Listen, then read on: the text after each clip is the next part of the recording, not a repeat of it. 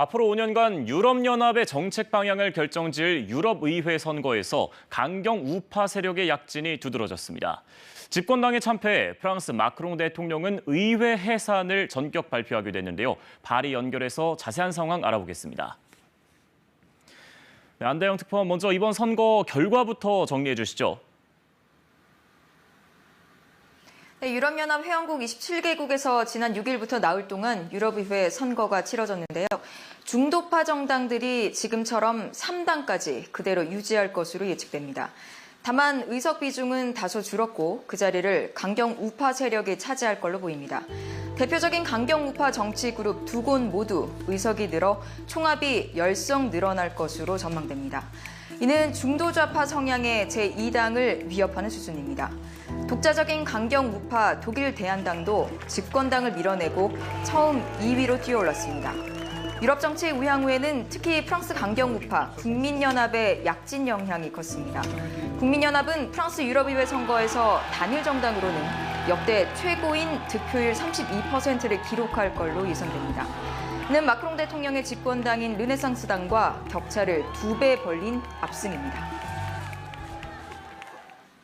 이 선거 참패에 마크롱 대통령이 의회 해산을 전격 발표했습니다. 어떤 셈법으로 해석해야 될까요? 네, 출구조사 결과가 발표된 지 1시간 만에 마크롱 대통령은 현재 의회를 해산하고 이달 말 조기 총선을 치르겠다는 극약 처방을 내놨습니다. 마크롱 대통령의 말 먼저 들어보시죠. J'ai décidé de vous redonner le choix de notre avenir parlementaire par le vote. Je dissous donc ce soir l'Assemblée nationale. 프랑스 대통령의 의회 해산권 발동은 1997년 자크 시라크 대통령 이후 27년 만으로 매우 드문 일입니다. 이번 결정은 중도와 좌파까지 아우르는 새로운 연합 세력을 구축해 레임덕을 최소화하겠다는 승부수로 풀이됩니다.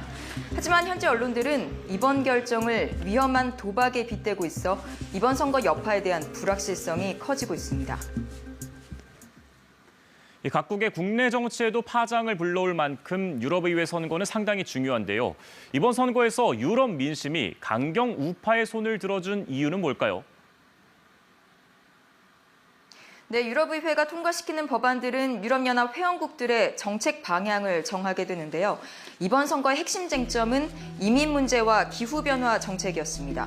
최근 몇 년간 고물가로 경제가 어려운 상황에서 우크라이나 전쟁과 중동 문제 등으로 이민자까지 급증하자 유럽연합 국민들의 불만이 커졌는데요. 강경 우파 세력이 전면에 내건 반이민 정책이 민심에 통했다고 볼 수 있습니다. 또 현 유럽의회가 추진한 기후변화 정책 일환으로 친환경 규제가 심화되자 유럽 전역의 농심도 들끓었습니다.